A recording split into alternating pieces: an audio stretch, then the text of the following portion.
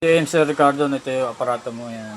Working na yan, blinking arrow. Nag-harvest yung solar panel mo, no? Yan, 50 watts. Okay, so lagyan natin ng clip pan to. So, working na yan, no? Yan.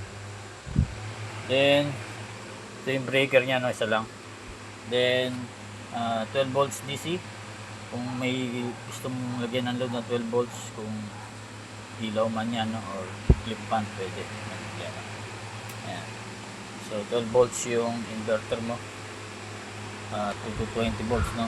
220 watts lang surge, then 110 ang max load watts, no? Ayan. So ito yung battery mo, 25Ah lead acid. Then mag testing natin kung electric pan, no? 50 watts.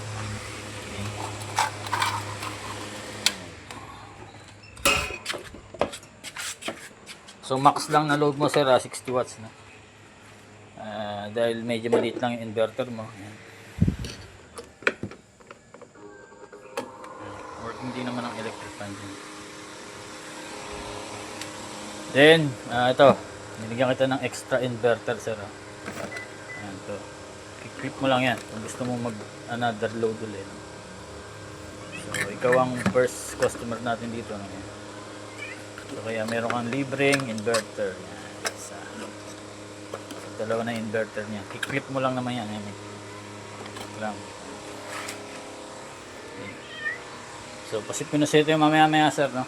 Balutin lang natin. Hintayin ko lang yung payment mo. Salamat sa pagtitiwala. God bless.